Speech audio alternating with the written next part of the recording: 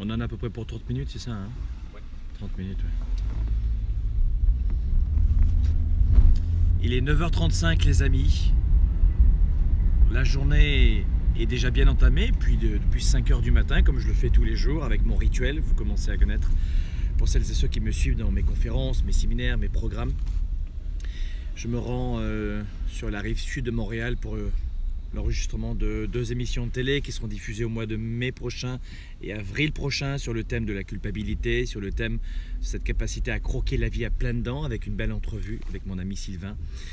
J'aimerais vous rappeler ce point qui est très important parce que la classe moyenne, et il n'y a rien de péjoratif là-dessus, mais on va utiliser le terme de la moyenne des gens, va vous rappeler en permanence qu'il faut chercher la sérénité, qu'il faut chercher l'équilibre, qu'il faut chercher à stabiliser les choses.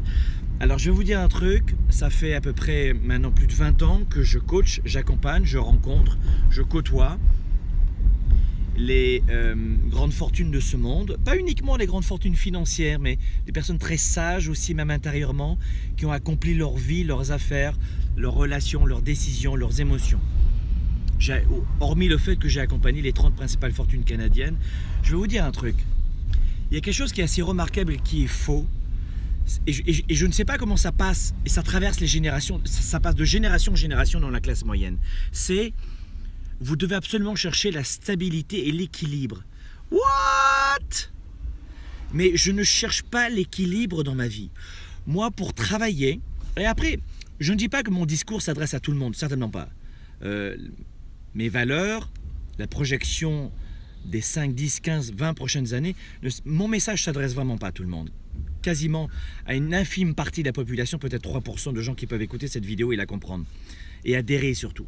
Mais qui peut croire que quand on crée une entreprise, on peut atteindre l'équilibre? Surtout les 5 à 10 premières années. Qui peut croire ça? What? Équilibre? Qui peut croire qu'on peut changer de carrière et voir autant de fois par jour ses enfants? Qui peut croire que, dans un premier temps, quand on veut perdre du poids, vous pouvez aussi vous focaliser sur votre passion de philatélie? Vous ne pouvez pas équilibrer les choses. La deuxième des choses que j'aimerais vous dire aussi, rapidement pendant mon déplacement, vous pouvez tout avoir.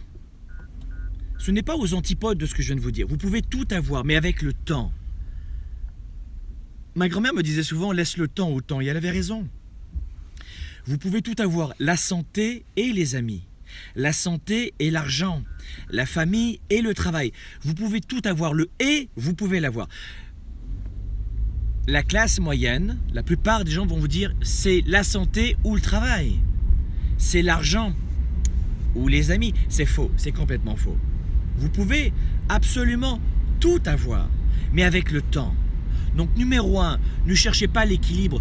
La plupart de mes étudiants me disent mais Franck, moi je me sens encore plus mal qu'avant après avoir lu ce livre à 2,50 $, ou après avoir écouté ce qu'avait dit cette personne, ou avec cette histoire de selfie dans les médias sociaux qui sont bien préparés, où on fait voir uniquement ses vacances alors que le gars il va en vacances une fois tous les 20 ans, mais il se fait voir à ce moment-là, laisse à penser que la vie est plus facile pour les autres et c'est faux. La vie n'est pas plus facile pour les autres. Un défi, c'est un défi. Quand je veux perdre 5, 10, 15, 30 livres ou 40 kilos, c'est super dur pour tout le monde et ça fait mal à tout le monde. C'est pas plus facile pour les uns que pour les autres. On a tous des défis, des combats intérieurs. Donc numéro 1, ne cherchez pas l'équilibre, c'est faux. Dans un premier temps, vous allez être en total déséquilibre et c'est normal. Quand vous créez une entreprise, quand vous changez de travail, quand vous voulez perdre du poids, quand vous voulez augmenter vos affaires, c'est normal d'être en déséquilibre. Je peux vous le dire, c'est ce que j'ai vu depuis 20 ans et c'est ce que j'ai vécu et c'est ce que je transfère à mes étudiants comme valeur et comme conseil. Ne vous sentez pas anormal parce que vous êtes en déséquilibre. De travailler 14, 15, 17 heures par jour pendant 1 an, 2 ans, 3 ans, 5 ans, c'est normal. Les sacrifices, faites des sacrifices. Moi, je veux faire des voyages, mais je veux gagner de l'argent. Alors, je veux aussi pouvoir aller au gym tous les jours et je veux pouvoir me voir mes enfants en permanence et je veux continuer ma passion de cuisine. Je veux continuer. What? Mais qui vous a dit que c'était possible, ça? Dans un premier temps, faites des sacrifices. Donc, moi, je peux vous dire que j'aime le chaos. c'est dans une situation de stress, de chaos, d'improvisation, de rapidité, de mouvement. Vie égale mouvement. Moi, j'ai besoin de cela. Vie égale mouvement. Moi, j'ai besoin du chaos, pas de façon négative évidemment, mais pour créer, pour accomplir, pour avancer. Je vous donne un exemple. Est-ce que c'est pas dans les moments les plus improvisés? Il y avait une sacrée bosse là, hein? Là, il y avait une sacrée bosse là. Est-ce que il y a une sacrée bosse là? Est-ce que c'est pas dans les moments les plus improvisés, les plus impromptus, que vous avez été génial? Est-ce que c'est pas dans la soirée qui n'était pas prévue que vous avez passé des moments inoubliables? Ne rejetez pas le chaos, ne rejetez pas ce qui est improvisé, parce que c'est dans ces moments-là que tu vas te dépasser. Et ça, dans la classe moyenne, on va te dire, mais non, il faut rejeter. Non, non, c'est pas vrai. Dans le chaos, dans l'improvisation, dans la rapidité, dans le mouvement, il se passe plein de choses. Vous vous engagez dans un projet et vous n'avez pas toutes les clés. Et beaucoup de gens disent, non, je ne veux pas m'engager dans ce projet parce que j'ai pas toutes les clés. What? Vous vous engagez dans le projet et vous avez 80% de réponses et les 20%, ben vous verrez bien. Ça s'appelle la créativité, ça s'appelle d'avoir ce goût de la vie. Et la deuxième des choses que je voulais vous dire dans ce YouTube, en direct maintenant, dans l'un de mes déplacements, où d'ailleurs vous le voyez à Montréal, on n'a pas vraiment une très belle journée au niveau du ciel. La journée est belle dans le cœur, dans la tête, dans la vision, dans le cap. On sait exactement ce qu'on va faire. Là, on en a pour à peu près 20-25 minutes, à peu près, c'est ça. Hein, On arrive vers 9h56. 9h56, c'est parfait.